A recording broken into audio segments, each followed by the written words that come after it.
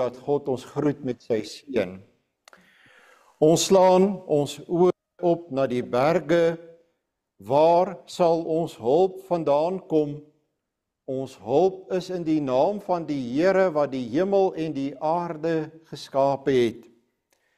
Genade en vrede vir julle van hom wat is en wat kom, en van die 7 geeste wat voor sy troon is, en van Jesus Christus, die getroue getuie, die eersgeborene uit die dode, en die owerste oor die konings van die aarde. Amen. Ons sing saam, broer en suster, Psalm 1, vers 1 en vers 2. Dit is 'n wysheidspsalm. Ons sing vers 1 en vers 2.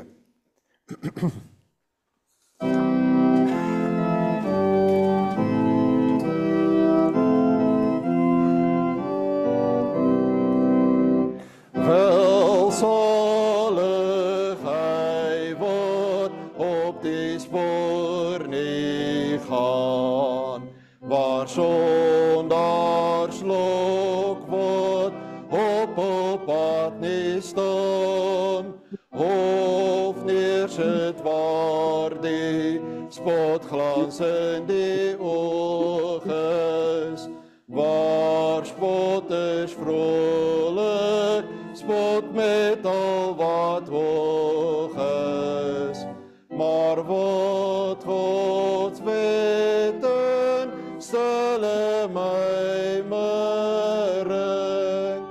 by dag en nag weer in gedagtenis bring.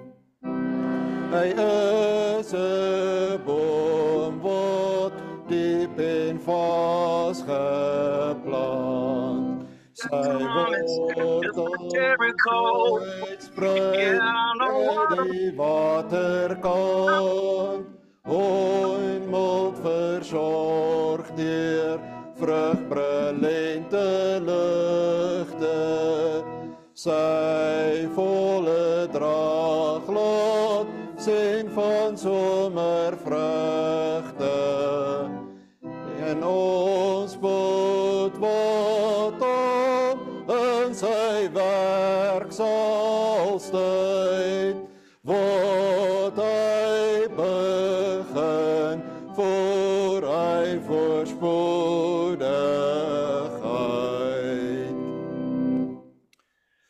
Ek glo in God die Vader, die Almagtige, die Skepper van die hemel en die aarde, en in Jesus Christus, sy eniggebore Seun, onze Here, wat ontvang is van die Heilige Gees, gebore uit die maagd Maria, wat gelei het onder Pontius Pilatus, gekruisig is, gesterf het en begrawe is, en neergedaal het na die hel, wat opgevaar het, wat opgestaan het uit die dood, opgevaar het na die hemel, en sit aan die regterhand van God, die Almagtige Vader, waarvandaan hy sal kom om die lewendes en die dooies te oordeel.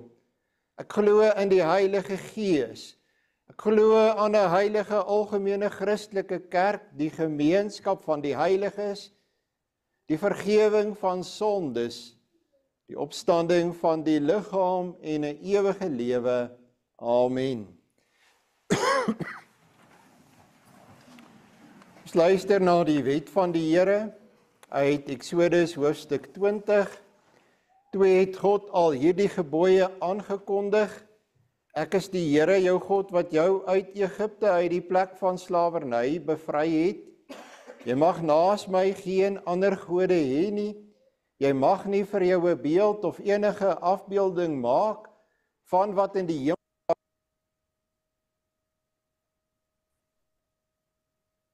nie. Jy mag hulle nie vereer of dien nie, want ek, die Here jou God, eis onverdeelde trou aan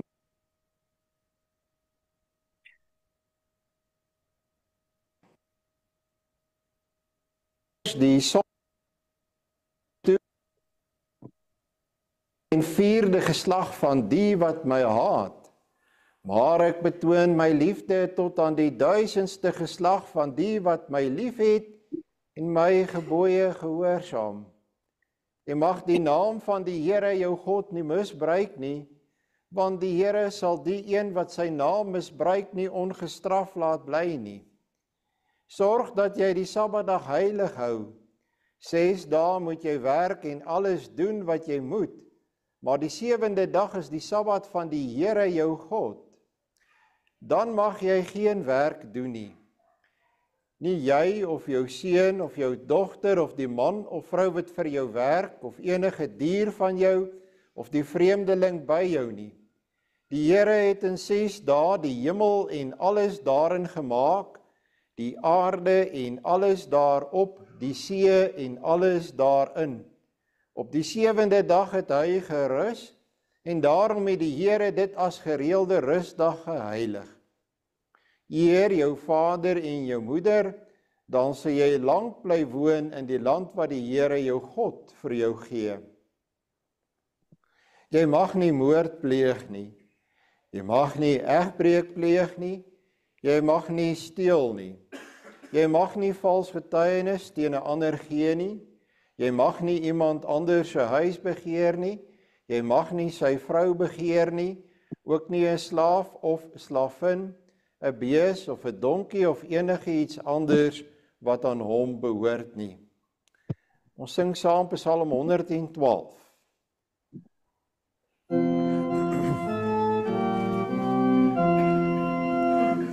Welsalig is die man wat God van harte vrees. Welsalig hy wat in sy wet 'n welgevalle het. Sy nageslag sal groot, geweldig wees op aard. Opregte sal van kind tot kind 'n seën en erfdeel vind. Rykdom en oorvloed is bestendig in sy huis, en duursaam sy geregtigheid vir ewig en altyd. Vir die oprigte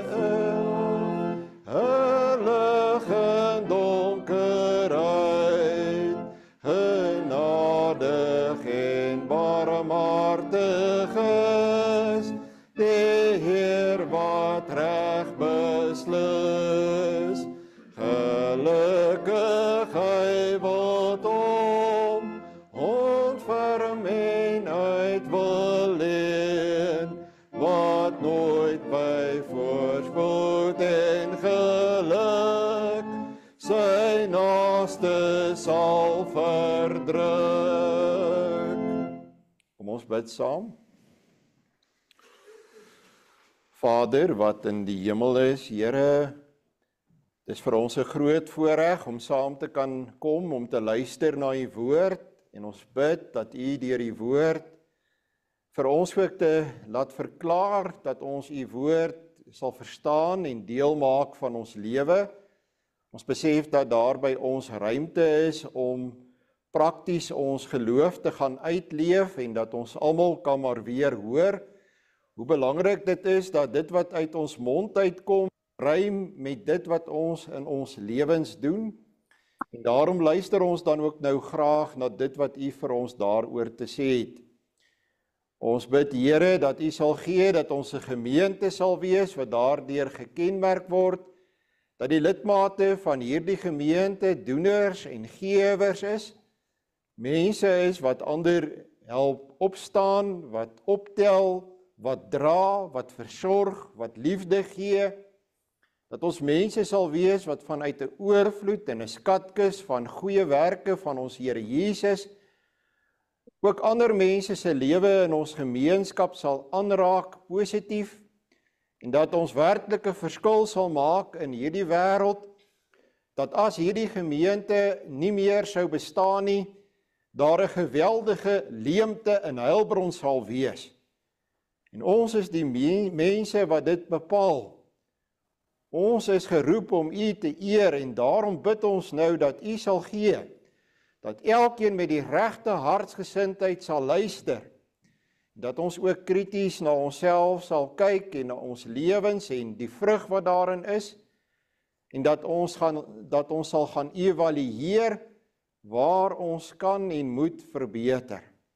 Ons sê vir U baie dankie vir die sonskyn wat U vir ons beskik, dat daar ook nou geleentheid is om die oes in te samel.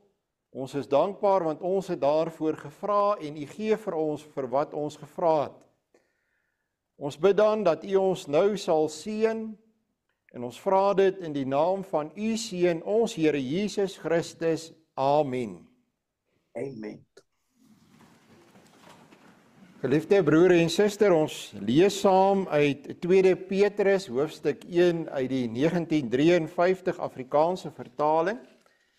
Simon Petrus, 'n diensknegt en apostel van Jesus Christus, aan die wat net so 'n kosbare geloof as ons verkry het, deur die geregtigheid van ons God en saligmaker Jesus Christus, my genade en vrede vir julle, mag genade en vrede vir julle vermeerder word, deur die kennis van God en Jesus ons Here.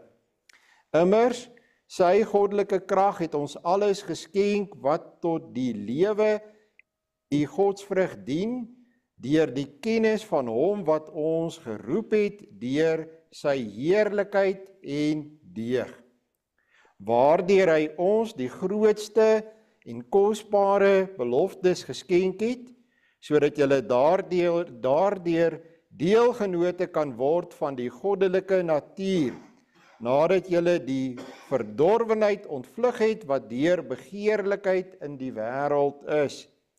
En juis daarom ook moet julle met aanwending van alle ywer by julle geloof voeg die deeg, en by die deeg die kennis, en by die kennis die selfbeheersing, en by die selfbeheersing die lydsaamheid, en by die lydsaamheid die godsvrug, en by die godsvrug die broederliefde, en by die broederliefde die naaste liefde. Want as hierdie dinge by julle aanwesig is en toeneem, dan laat dit julle nie ledig of onvrugbaar tot die kennis van ons Here Jesus Christus nie. Want hy by wie hierdie dinge nie aanwesig is nie, is blind en kortsigtig en het die reiniging van sy vorige sondes vergeet. Daarom, broeders, moet julle jul des te meer beywer om julle roeping en verkiesing vas te maak. Want as julle dit doen, sal julle nooit struikel nie. Want so sal ryklik aan julle verleen word die ingang in die koninkryk van ons Here en Saligmaker Jesus Christus.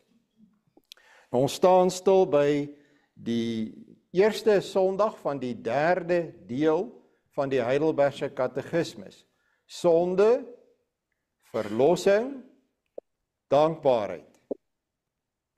Sonde, verlossing, dankbaarheid. So ons is nou by dankbaarheid. Waarom moet ons nog goeie werke doen, terwyl ons tog sonder enige verdienste van ons kant, alleen uit genade, deur Christus uit ons elende verlos is? Omdat Christus ons, nadat hy ons met sy bloed gekoop het, ook deur sy Heilige Gees tot sy ewebeeld vernuwe, sodat ons met ons hele lewe bewys, dat ons God dankbaar is vir sy weldade, en hy deur ons geprys word. Verder, sodat ons vir onsself uit die vrugte van ons geloof sekerheid kan kry en ons deur ons godvreesende lewe ons naaste ook vir Christus kan wen. Kan die mense dan nie salig word wat in hulle goddelose, ondankbare lewe volhard en hulle nie tot bekeer nie? As 'n antwoord begin met ja of nee, dan gaan jy terug na die vraag toe. Daai vraag moet jy dan eintlik 'n stelling maak, want die antwoord is nee, glad nie, want die skrif sê dat geen onkeuse, afgodsdienaar, egbreker, dief, gierigaard, dronkaard, lasteraar, rower en sulkes die koninkryk van God sal beerwe nie. As jy gaan kyk na die gedeelte uit 2 Petrus 1 wat ons gelees het, die seën wat hy dan ook uitspreek, dan maak hy melding van die kennis van God en Jesus ons Here, bedoelende daardie diep verhouding wat 'n mens met God het deur Christus. Dan kyk wat sê hy van hoe kragtig is dit wat die Here Jesus gedoen het in vers 3. Hy sê, sy goddelike krag het ons alles geskenk. Alles is daar eintlik die heel belangrikste woord, wat tot die lewe en die godsvrug dien. Lewe, met ander woorde, redding as gevolg van betaling van sonde. Godsvrug is dade. Met ander woorde, Christus gee jou die dade. Jy gee dit nie vir jouself nie, dis nie jou werk nie. Deur die kennis van hom wat ons geroep het deur sy heerlikheid en deeg. En dan kan jy maar let op hoe dat ons daarin moet groei, dit beskryf hy vir ons, en dan kom hy uiteindelik by vers 9 en hy sê, want hy, by wie hierdie dinge nie aanwesig is nie, is blind en kortsigtig. As jy nie hierdie halsnoer om jou aan het nie, met al hierdie pareltjies nie, dan is jy blind en kortsigtig, jy is siek. En jou siekte is 'n oogsiekte. Daarom broers, en die belangrikste woord in vers 10, as dit gaan oor die vasmaak van jou uitverkiesing. Watter woord word die meeste herhaal in vers 10? Die woord julle. So dis baie duidelik. Julle heel des te meer beywer om julle roeping en verkiesing vas te maak, want as julle dit doen, sal julle nooit struikel nie. Dis redelik voor die hand liggend. Ek weet nie of u die woord sekulêr ken nie, broer en suster. Sekulêr is verwêreldliking, om deel te word van die wêreld. Dit is om doelbewus dit na te laat wat God vir jou sê in die Bybel en jou eie kop te volg, jou eie reëls te maak. Nou, jy sal sien hierna word daar nou die wet van God behandel, dis die 10 gebooie, en na dit word die Onse Vader gebed behandel, en een van die bedes van die Onse Vader is, laat u naam geheilig word. En heilig word is een van die belangrikste woorde vir ons as gelowiges. Maar ek vind dat ons as gelowiges die woord heilig eintlik glad nie verstaan nie. Ons verstaan nie wat dit beteken om die naam van God te heilig nie. Wat doen jy wanneer jy jou aftyd het? Waaraan dink jy? Dink jy aan die werk? Dink jy aan jou beleggings? Dink jy aan jou geld? Dink jy aan jou vrou? Of dink jy aan jou man? Dink jy aan jou kinders? Wel, dit wat jy daar dan doen, dit is die ding wat in die middelpunt van jou lewe is. Dit is die ding wat eintlik nommer 1 in jou lewe is. En dan beteken dit, jy is nie besig om God se naam te heilig nie. As jy in die tye wat jy niks het om te doen nie, selfs al is jy in jou motorhuis besig om aan iets te werk, en jy is besig met God. Jy kan dit byvoorbeeld doen deur na 'n preek te luister, om seker te maak dat jou gedagtes nie dwaal op een van jou vele afgode nie. Dan is God in die middelpunt, en God is die belangrikste in jou lewe, en dan is jy besig om sy naam te heilig. En daar is dus 'n verband met dit wat gaan kom in hierdie derde deel. So nou vra ek vir u, as jy wil weet of jy deel geword het van die wêreld, of die wêreld in jou lewe ingekom het, Wat doen jy as jy alleen is? Waaraan dink jy? Waarmee is jy besig? Is jy regtig besig met God? Dink jy aan God? Is jy in jou motor ry? Is jy besig met God? Dien jy God? Loof jy God? Eer jy God? Dank jy God? Of is jy met iets in die wêreld besig? Dan, broer en suster, beteken dit die wêreld het ingekom en het my siek gemaak. Ek is reeds dan siek. En ek het dringend nodig om ingeënt te word teen hierdie dodelike siekte. Onthou 'n bietjie wie God is. As jy dit nou oorweeg, as jy dink ek is te ekstreem, onthou 'n bietjie wie God is. Die Bybel sê vir ons, ek is die Here, ek is heilig. Ek is sonder sonde. Ek gaan jou sonde nie ongestraf laat bly nie. Ek is heilig. Jy wil 'n verhouding hê met die heilige God. Jou en my sonde is nie net vir hom iets wat hom ongemaklik maak nie. Selfs al doen ek iets teen my naaste, is dit nie iets wat hy net nie oor lekker voel nie. Hy is kwaad daaroor. Hy is so kwaad daaroor, dat hy dit met die dood straf.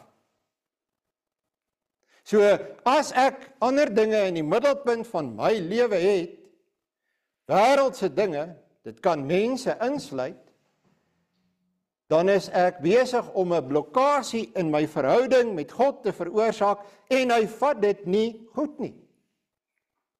Want ek sê vir hom daarmee, ek het hom nie lief nie, want die beginsel is, dit wat in die middelpunt van my lewe is, wie in die middelpunt van my lewe is die een vir wie ek die liefste is. En dit is terselfdertyd die nommer 1 in my lewe, en die een vir wie ek besig is om liewer te word. En as dit nie God is nie, dan het ek en jy 'n probleem. En dit is die situasie van die mense aan wie Petrus ook hier geskryf het.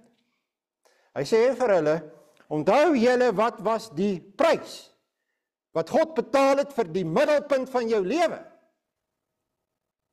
Die prys wat hy betaal het as Vader is, hy het sy enige gebore seun na hierdie wêreld toe gestuur.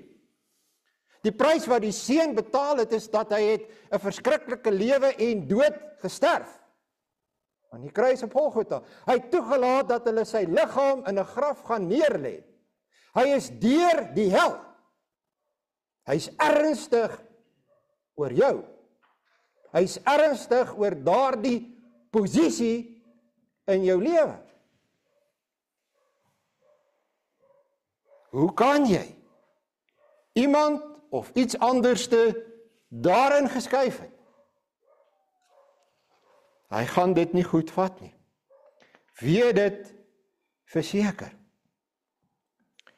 Dis broer en suster, ek en jy moet vir onsself dan ook die vraag afvra, wie is daar? En jy doen dit in hierdie oomblikke terwyl jy na hierdie preek luister. Die heidendom het op 'n manier maar weer ingedring in die lewe van hierdie mense wat uit die heidendom gekom het. Daar was slinkse dwaalleraars wat vir hulle gesê het, dit is heeltemal moontlik om 'n Christen te wees, maar ook om nog die lekker dinge van die lewe alles te geniet. Julle hoef nie sulke ingrypende veranderings in julle lewe te maak nie. En ons ken dit. Kruip saam met iemand in die bed met wie jy nie getroud is nie. Jy moet net glo in liewe Jesus. Drink jouself onkapabel. Staan môreoggend op. Jy moet net glo in liewe Jesus. Jy hoef jou lewe en jou gedagtes nie diensbaar te maak aan God nie. Jy moet net glo in liewe Jesus. Liewe Jesus gaan alles regmaak. Hy gaan alles regmaak wat jy nie wil verander in jou lewe nie. Dis nie 'n probleem nie. Of is dit? Die apostel Petrus sê, Dit is besmetting deur die wêreld. Julle het geword soos die wêreld. Dit gaan julle dood veroorsaak. Enige infeksie veroorsaak jou dood. Hierdie sonde-infeksie gaan jou einde beteken. Kyk, hierdie stop and go hier buitekant die dorp bring die slegste in mense uit. Mense kom kuier vir ons, hulle sê, en ek ken toe die motor. Die mense jaag verby, bal die vuis, vloek en skel, soos wat ek nog nooit in my lewe gevloek en geskel is. En ek ken die mense. Mense het lui geword, wreed geword, lustig geword. Hulle kyk met lustige oë rond. Padwoede is 'n grap. Hulle is besig net met hulle self. Hulle woon saam, gee nie om nie, steek dit weg, jok daaroor, die armes word vertrap, mense bespreek en beskinder mekaar, praat eerder oor mekaar as om te praat oor dit wat heilsaam is. Kan u vir my sê, ons het nie soos die wêreld geword nie. Daar is nie 'n sigbare verskil meer nie. Ons is sterwend. En dit is waaroor hierdie preek gaan. Christus se werk aan die kruis bewerk dus sowel die nuwe lewe met God as die nuwe lewenswandel voor God. Kom ek sê dit vir u pleinweg en reguit. Dis eenvoudig. Die dwaling dat jy self verantwoordelik is vir jou goeie werke is presies wat ek nou gesê het, dis 'n kettery. Dis 'n dwaling. Christus het jou nie net verlos aan die kruis nie. Hy het 'n skatkis van goeie werke vir jou en my verdien. En hy gee dit vir ons deur die werking van sy Heilige Gees. En as dit nie sigbaar in jou lewe is nie, dan beteken dit, jy's besig om jouself te bluf oor jou verhouding met Christus. Dit is wat ons belydenis sê. Dus die verhouding met God is gebaseer op daardie beginsel van heiligheid. Weet ek verseker wie is in die middelpunt van my lewe?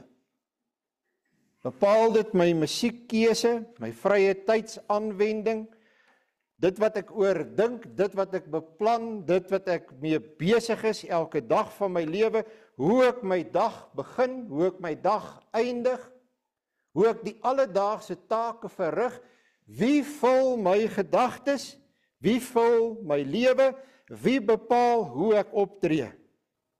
En hy vernuwe my deur sy Gees om op die regte manier op te tree, om heilig te wees en heilig op te tree. Dit help nie, broer en suster, ons sê vir onsself, soos wat die dwaling van ons tyd is, dat liewe Jesus maak alles reg nie. As ek doen graag houtwerk, as ek klaar is met my houtwerk, dan vat ek vernis en ek sit dit oor die houtwerk wat ek gedoen het. En daardie vernis bring die kleur van die hout uit. Maar daardie vernis is baie minder as 'n millimeter dik. Veral met die nuwe soorte trek dit in die hout en jy kan amper nie sê daar is 'n laagie oor die hout nie. En baie mense se Christendom is 'n vernislaagie. Dis 'n liewe Jesus laagie. Maar niks verander nie. As jy na hulle kyk en jy kyk na wat die wêreld doen, dis presies dieselfde. En daarom, broer en suster, hoe ek getroud is, hoe ek my hele lewe inrig, hoe ek my kinders grootmaak, dit word bepaal deur wie in die middelpunt van my lewe staan. Hy is ook die nommer 1 in my lewe. Daar word gevra, waarom moet ons nog goeie werke doen? Waarom moet ons probeer om anders te wees? Hoekom leef ek soos wat ek leef? Dis 'n baie belangrike vraag om te vra. Dis eintlik die vraag na die doel van jou lewe. Wat is die doel van jou bestaan? Die doel van jou lewe? Het jy mooi gaan kyk waar staan hier die eerste vraag en antwoord van die derde deel? Dit staan met ander woorde tussen die deel oor die verlossing en die dankbaarheid. En weet jy hoekom het ons gereformeerde voorouers dit daar gesit? Want hulle was in 'n bloedige stryd met die Rooms-Katolieke oor hierdie punt. Die Rooms-Katolieke het gesê, jy sit hierdie antwoord op hierdie vraag, hoekom moet ons nog goeie werke doen? Sit jy by die verlossingsgedeelte? Jy sê dit nie by die dankbaarheidsdeel nie. Weet jy wat is die implikasie? Die Here Jesus Christus het halwe werk gedoen aan die kruis op Golgotha. Jy moet nog jou bydrae kom lewer. En die gereformeerdes het gesê, nee, ek het nie 'n bydrae om te lewer nie. Daarom is dit by die deel oor die dankbaarheid. En dit wat ek lewer, dit gee Christus ook nog aan my. Die Rooms-Katolieke is verkeerd en daarom het hulle gekom en ons as gereformeerdes vervolg hieroor. Jy moet vandag besluit, wie red jou? Wie is in die middelpunt van jou lewe? God, Christus, red hy? Of is dit eintlik jy wat jouself in die middelpunt gesit het? Jy red jouself. Jy moet glo, sê hulle. Glo net in liewe Jesus. Glo net aan hom. Jou saak is reg. Maak nie saak wat jy doen nie. Verder.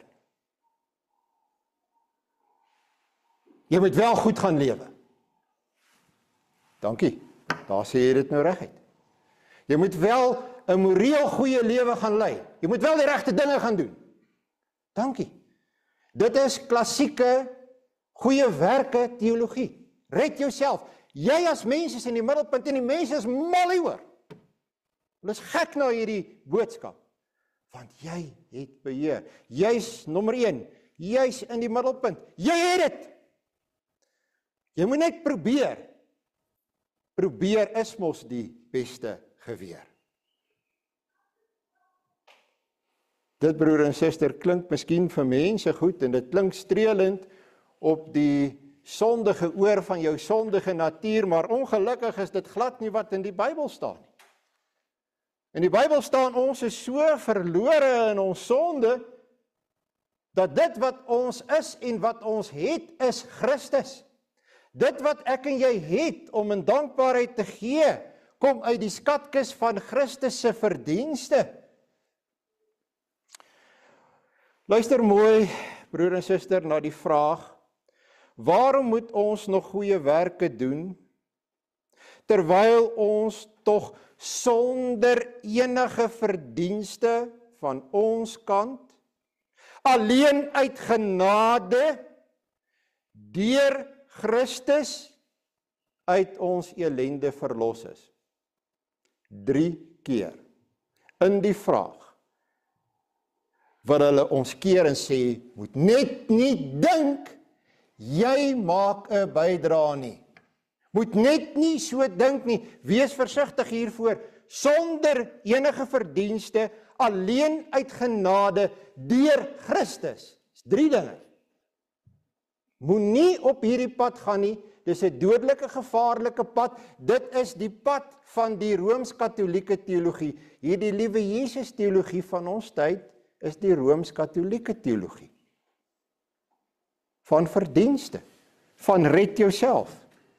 Jy loop jou vas met daai ene wanneer jou lewe werklik uitmekaar val. Jy kan dit nie duideliker kry as dit nie, broer en suster. Kom ek gebruik die huwelik as 'n voorbeeld. Die sondige natuur in my wil dit nie aanvaar dat ek nie beheer het van my lewe nie. Dit is soos die ongehoorsame vrou wat nie van in die huwelik wil ken nie, die hele tyd op sy kop wil sit. Al vat dit 20 jaar, ons weet wat gaan gebeur. Op 'n stadium gaan hy sê, genoeg is genoeg. Dit is soos die dominerende man in die huwelik, wat sy vrou die hele tyd afdruk en onderdruk. Al vat dit 20 jaar, ons almal weet wat gaan gebeur. My sondige natuur, broer en suster, wil nie hoor nie en wil nie aanvaar dat ek myself nie red nie. My sondige natuur wil hoor dat ek kan iets bydra, ek kan iets doen, ek het dit, ek is in beheer, ek is nommer 1, ek is in die middelpunt. Die gedagtes van die heersende wêreldbeskouing. As jy mooi gaan kyk, broer en suster, na daar die eerste antwoord, wil ek vir jou vra, wat dink jy in daar die eerste antwoord is die hoofsin? Want dit is tog jou hoofgedagte. Is die hoofsin, sodat ons met ons hele lewe bewys dat ons God dankbaar is vir sy genade? Is dit die hoofsin, na sodat? Nee, dit is nie. Dis wat baie mense blykbaar dink, dis wat hulle van hou. Omdat Christus ons deur sy Heilige Gees tot sy ewebeeld vernuwe. Dit is die hoofsin. Omdat Christus my sy ewebeeld maak deur die werking van sy Heilige Gees. Hoe doen hy dit? Betaal hy net vir my sonde, en dan is ek die ewebeeld van Christus. Want dit is wat die liewe Jesus teologie sê. Punt, en dan stop hulle daar. En daarom kruip mense saam met mense in die bed wat hulle nie meer getroud is. Nee, hy vernuwe my tot sy ewebeeld deur die werking van sy Heilige Gees. Dit is 'n proses van verlossing wat elke dag in my lewe plaasvind en wat voortgaan, en jy sien dit in konkrete besluite wat ek neem, dinge wat ek doen, godsvrug wat in my lewe is. As dit nie so is nie, broer en suster, dan moet ek uit die aard van die saak, logies, myself die vraag afvra, is ek verlos? Want hierdie dinge is nie in my lewe nie. Ek vloek, ek skel, ek bal die vuis, ek sê sleg, ek skinder, ek laster, ek suip my dronk. Is ek verlos? Gaan Christus net kom en die gemors by mekaar vee en uitdra en weggooi tot môre toe en dan gaan ons maar aan? Is ek verlos? In terme van die definisie hier wat ons vind, in ons belydenis moet jy sê, nee. Nee. Hier is 'n duidelike probleem. En daarom skryf die apostel Petrus vir hierdie mense, onthou wat is die krag van God en hoe groot is die krag van God in vers 3. Hy het ons alles geskenk wat tot die lewe en die godsvrug dien. En ek het dit vir u al reeds verduidelik. Ek verduidelik dit weer, asseblief luister. Hy het vir ons alles verdien. Lewe en godsvrug. Lewe beteken, hy het my verlos. Maar ook godsvrug. Godsvrug is dade. Daai twee goed loop saam. Jy kan dit nie skei nie. Jou verlossing kan nie 50% verlossing wees nie. Dit is 100% verlossing en dit is 100% die werk van Christus. Moet asseblief nie die dwaalleer glo wat wyd en suid vandag verkondig word. Dat solank as wat jy sê ek glo in liewe Jesus, is dinge reg nie. En verder gaan jy aan op die ou pad nie. Dis dwaalleer. Dis nie wat die skrif sê. Lewe en godsvrug. En daarom, broer en suster, as jy gaan kyk na ons belydenis, word daar dinge gesê van ons as gelowiges, wat wonderlik is, wat ons as het ware soos 'n vrou, 'n mooi string parels aansit. As jy die unieke van parels is dat elke parel is 'n bietjie anderste, al lyk hulle baie dieselfde, nê. En hier word gesê, wat is die dinge wat in my lewe moet wees soos 'n string parels wat ek om my sit? En daarom ook moet julle by julle geloof voeg, bysit, by julle geloof. Deur net, hoor jy wat ek sê, by geloof, dit is nie net glo in Jesus nie. Julle moet by julle geloof byvoeg, wat Christus vir julle gee. Die deeg, en deeg is 'n deegsame lewe, 'n goeie lewe. En by die deeg die kennis, daai kennis is die diep verhouding. En by die kennis die selfbeheersing. Nie ek sal vir jou wys nie, ek slaat jou sommer op jou neus nie. Dis nie selfbeheersing nie. En by die selfbeheersing die lydsaamheid, volharding. Ek is jammer dat dit met jou so sleg gaan. Ek is jammer dat jy hulle so swaar kry. Die Here weet, die Here gee, die Here is nog goed vir ons. Dit is lydsaamheid, volharding, die godsvrug, by die godsvrug die broederliefde, by die broederliefde die naaste liefde. Hoe lyk jou stringparels, of staan jy net daar met 'n toukie? Daar's nie een van hierdie parels wat daar aan mekaar geskakel is nie. Hierdie halsnoer is die verdienste van Christus. Dit is die lewe en die godsvrug wat hy vir ons verdien het. Gaan maar weer terug na vers 3 toe. Hierdie 8 kwaliteite moet ons byvoeg om onsself te verryk. Nee, broer en suster, onthou u die gelykenis van die talente? Waarom is die talente uitgedeel? Waarom het die mense dit gekry?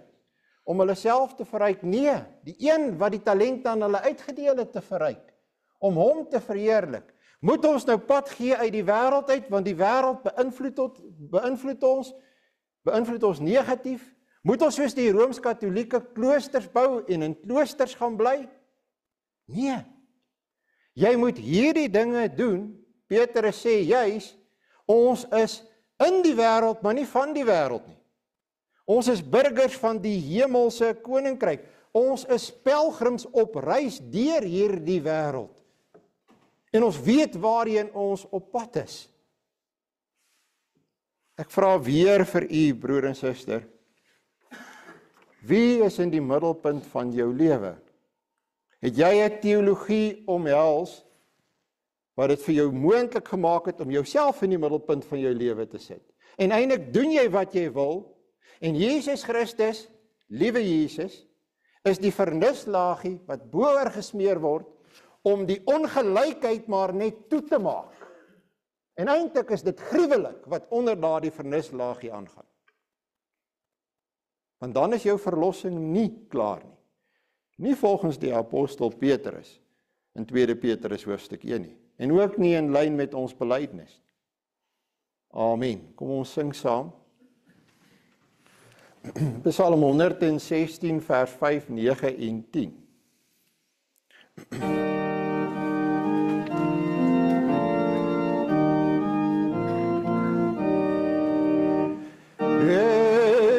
Myself weer van die dood bevry, en droefenis droog, o Heer my trane,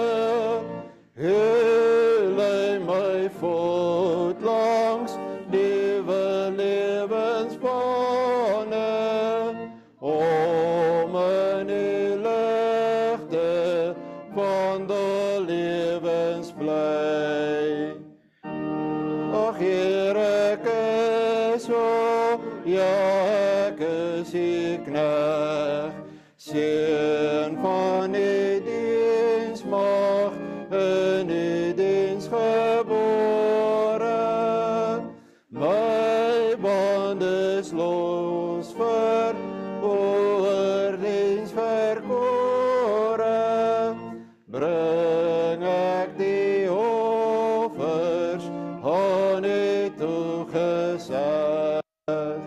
Ek sal U naam erkenntnis prys, te midde van die feestelike skare.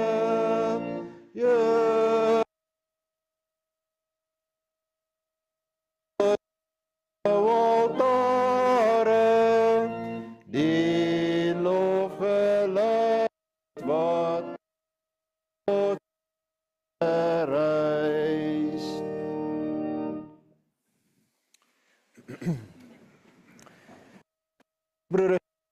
nou nog punte wat uitstaande is, as jy kyk na hierdie Sondag 32.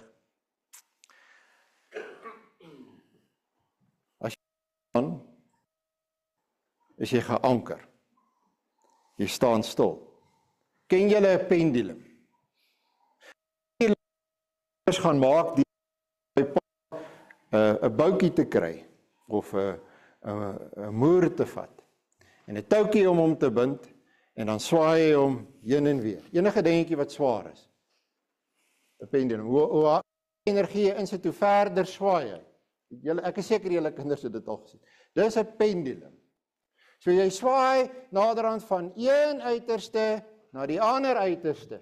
Vandag in die kerk, môre in die wêreld. Dis hoe die meeste mense leef. En hulle het 'n stelsel van mense wat vir hulle sê, en dis wat ek nou noem die liewe Jesus teologie, van dit is heeltemal moontlik. Jy kan maar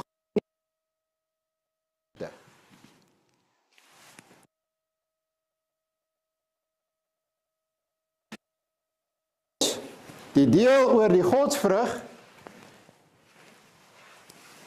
dat daar iets in jou lewe moet gebeur, dit word nie gehoor nie. Punt van jou lewe, dan beteken dit dat iets soos vuiltaal raak vir jou 'n probleem en jy probeer daarmee op. Die vuilgrap wat hulle daar, en jy lag jou mors dood daaroor. Dit sê, ek keer dit goed. Dit is vir my baie snaaks. Stuur hom vir my, ek wil hom ook aanstuur. Daai ou wat daai vuilgrap gesê, hy weet waar gaan jy kerk toe. As hy daar wegstap en hy gaan staan in 'n ander kring en sê hy, ek wil nie sê, ek gaan nie daar by daai mense kerk toe gaan nie. Hy kan my maar vra soos wat hy wil. Sy kan my maar vra soos wat hy wil. Want hy of sy maak so. Laas toe ons lekker saam dronk was. As dit 'n Christen is, wil ek nie 'n Christen wees nie, sê hy. So jy word die rede, die verskoning. Ja, hy het nou lekker saam gepraat, lekker saam gelag, maar agter jou rug is jy die verskoning waarom hy sê, my lewe is ek in die middelpunt, nie God nie, ek gaan dit nie verander nie. En dis wat ons belydenis sê. Ons belydenis sê, en dit is ons tema, maak julle roeping en verkiesing vas, werk aan jouself en wen die ander vir Christus. Moenie langer 'n dienskneg wees van die duiwel nie. Moenie die duiwel jou, nie dat die duiwel van jou 'n verskoning kan maak nie. Waarom ander mense hulle lewe nie verander nie en nie kerk toe gaan nie, byvoorbeeld. So jy moet jou lewe versier met daardie ketting, of daardie parel halsnoer met ons daar in jou lewe wees. Vers 8 sê, want as hierdie dinge by julle aanwesig is en toeneem, dan laat dit julle nie ledig of onvrugbaar tot die kennis. Jy jou lewe begin bou op hierdie kwaliteite van vers 5 tot 7, as jy dit probeer nastreef, gebeur daar 'n wonderlike ding in jou lewe. Jy kom agter, ek ken God beter. My verhouding met God is besig om intiemer te word. Vandat hy in die middelpunt van my lewe is, voel ek nie meer so bang nie. Voel ek nie meer, my lewe val uitmekaar nie, beskinder ek nie meer nie. Is ek besig om dit reg om nie te vloek en te laster nie. Kry ek dit reg om nie meer te drink nie. Byvoorbeeld. Kry ek dit reg om nie meer so rond te kyk met wellustige oë nie. En almal kaal uit te trek nie.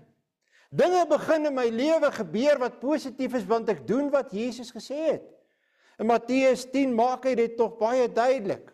En ek lees net een vers 37, en ek 2 verse, ook vers 38. Hy wat sy vader of moeder liewer het as vir my, is nie werd om aan my te behoort nie. Hy wat sy seun of dogter liewer het as vir my, is nie werd om aan my te behoort nie. Hy wat nie sy kruis opneem en my volg nie, is nie werd om aan my te behoort nie. En dit het gegaan oor, en hy het begin deur te sê, deur jou nie openlik uit te spreek vir hom nie. Met ander woorde, as iemand byvoorbeeld God se naam laster en jy bly stil, dit was vers 32 en 33. So wie is in die middelpunt van jou lewe? En hoe reageer jy daar? Dus hierdie kwaliteite probeer ek in my lewe kry. Ek probeer kyk na my halsnoer, ek haal dit af, ek kyk daarna, is hierdie dinge in my lewe?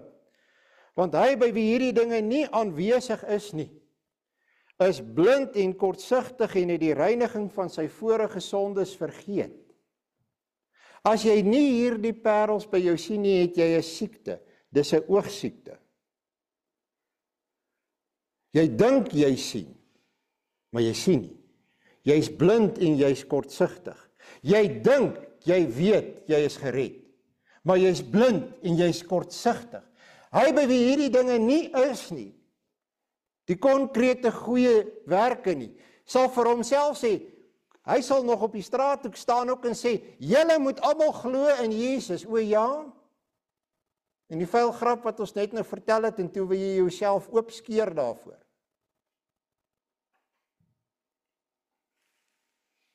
Dis die probleem. Hoe kan jy nou God se naam in jou mond neem? Maar jy stuur die goed rond wat jy rondstuur. Jy verloor perspektief, jy is blind, jy is kortsigtig, jy het vergeet van jou reiniging van jou vorige sondes, want as jy daarvan onthou het, sal jy vir jouself gesê het, ek wil nie soos 'n gewaste vark wees nie, ek weet nie eintlik wie was 'n vark nie. Wat weer in die modder gaan rol nie, want kyk, dit is waar van 'n vark nie. As julle kinders 'n vark op die plaas het, kan julle dit probeer met pa of ma se toestemming. Julle kan hom gaan was. Dan kyk julle hoe lyk hy aan die einde van die dag. Hy gaan weer in die modder rol. So jy het vergeet van waaraf jy gekom het. Ons sien hierdie siekte om ons heen, broer en suster, die stadige weglei, die stadige inkom van die wêreld. Mense is net nie meer hier in die erediens nie, hulle is besig met hulle werk. Hulle is besig met geld. Hulle is besig met die wêreld. Dit is die enigste tyd wat ons het. Daar is nou al boere wat op Sondag stroop in ons eie omgewing.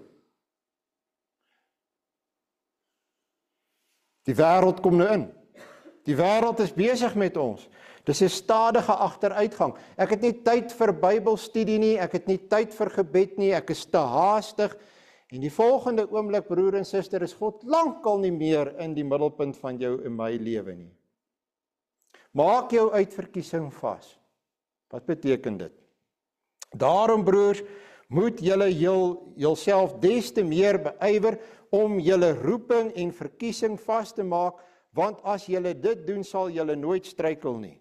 Hoe kan ek my roeping en verkiesing vasmaak? Dit is 'n besluit van God van voor die grondlegging van die wêreld af, Efesiërs 1. Hoe kan ek my roeping en verkiesing vasmaak? Terwille van God, wat ewig is, nooit kan vergeet nie, al die wysheid het. Wat is die doel daarvan? Wat is die woord wat die meeste in vers 10 gebruik word? Julle, terwille van jouself. Lê jou toe op daardie dinge van daardie halsnoer in vers 5 tot 7, terwille van jouself. Sodat jy kan kyk wat is daar in jou, dat jy kan sien daar's deeg, dat jy kan sien daar's selfbeheersing, dat jy vir jouself kan sê, dis behoort ek aan. God het my verlos in Christus. Ek sien dit, is konkreet hier in my lewe, dis duidelik, dis sigbaar. Ek is dankbaar daaroor.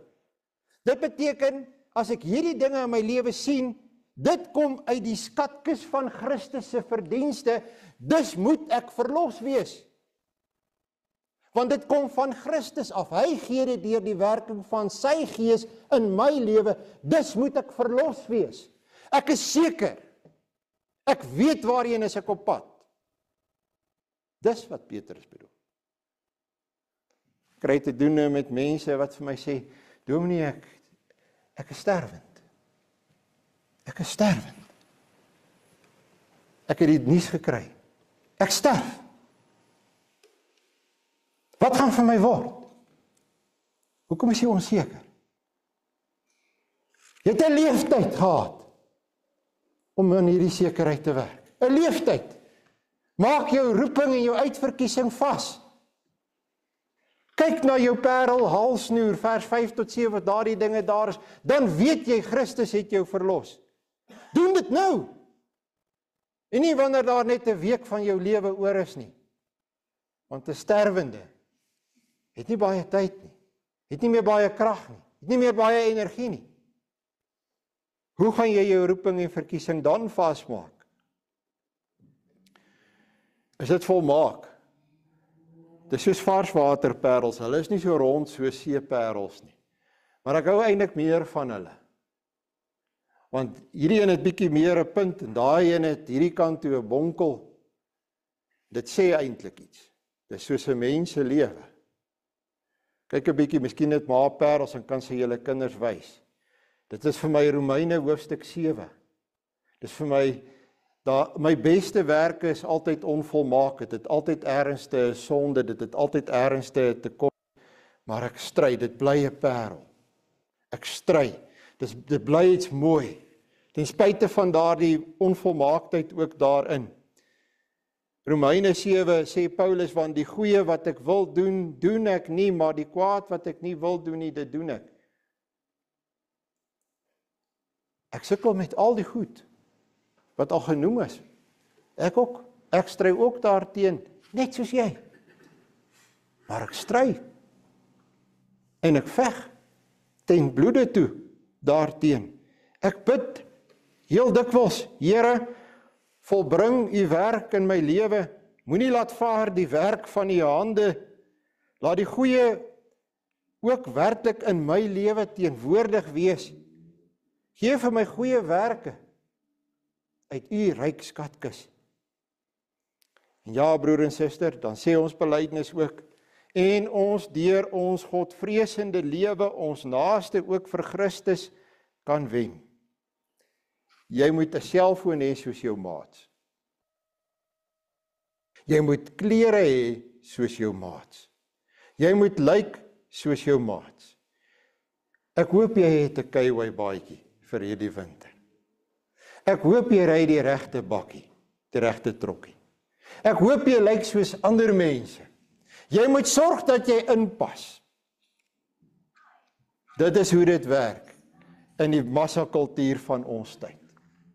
Pas net in, moet net nie anders wees nie. Maar dis die punt. Wanneer Christus in die middelpunt van jou lewe is, dan lyk jy anders. Dan is jy anders. En dan is jou anders wees vir ander 'n probleem, maar nie meer vir jou 'n probleem nie. Want jy weet beter, jy weet meer. Ons as gelowiges ken die kenmerke van die ware kerk in artikel 27 van die Nederlandse geloofsbelijdenis. Maar net daarna word gesê hoe belangrik dit is dat ons die kenmerke van die gelowige het. Ons kan hulle uitken, dis die gelowiges, aan die kenmerke van die Christene, naamlik hulle geloof, dat hulle die enigste verlosser Jesus Christus aangeneem het, en dat hulle daarna die sonde ontvlug, die geregtigheid najag, die ware God, en hulle naaste liefhet, nie na regs of links afwyk nie, en hulle sondige natuur met sy werke kruisig.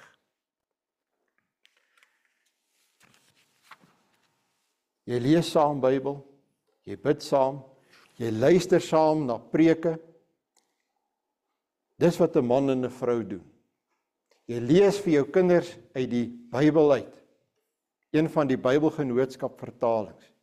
Jy bring jou kind katekisasie toe, jy kom kerk toe, jy woon die eredienste by. Eintlik broer en suster, as jy nie hier is nie, is jy besig om gemeenskap met die kerk en met God op te gee. Vergeet van die dwaling van ons tyd. As jy nie hier is nie, moenie vir my probeer vertel. God is in die middelpunt van jou lewe nie. As die kerk van die Here nie in die middelpunt van jou lewe is nie, Hoe is die Here in die middelpunt van jou lewe?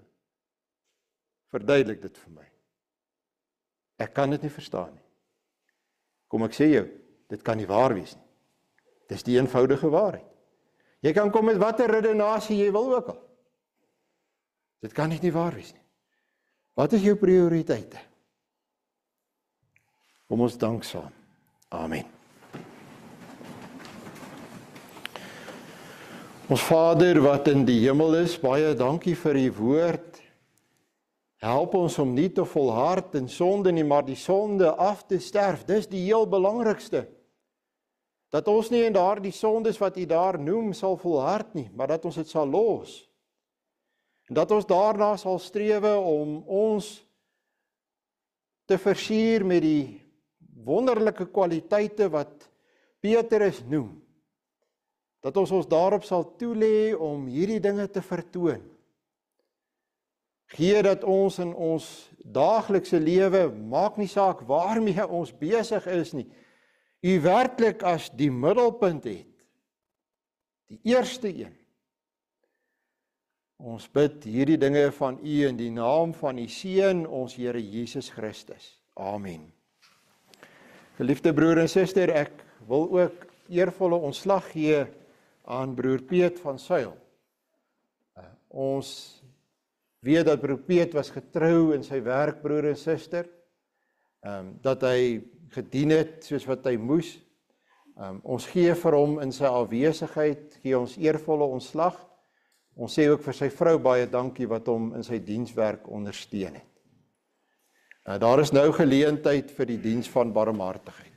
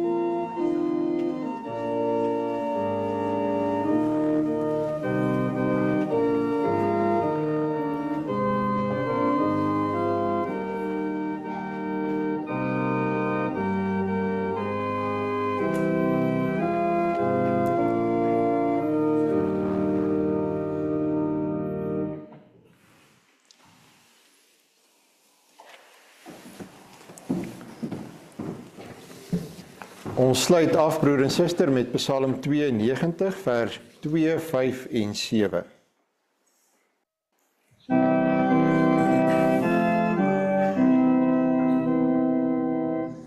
Wie sou die troue Heer nie, om wat sy gunst ons bied, met hooggestemde lied, by harp en luidspel eer nie.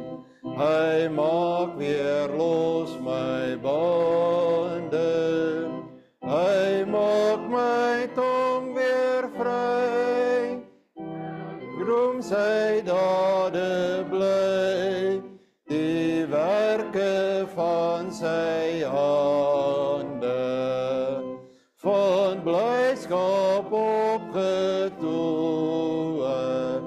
en deur u krag gedig, swaai ek weer in die lug, die horing van vermoë, die Heer laat op my druppel, u salf en laat my nou, die val van al aanskou, wat oor my val wou huppel. Al groei in balsemligte, selfs in al ouder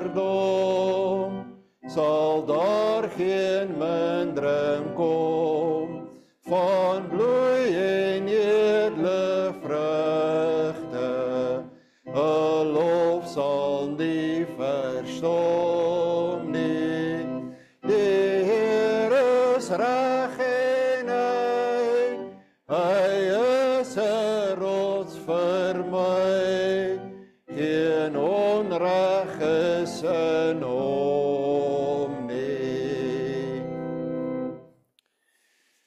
Die Here sal jou seën en jou behoed. Die Here sal sy aangesig oor jou laat skyn en jou genadig wees. Die Here sal sy aangesig oor jou verhef en aan jou sy vrede gee. Amen.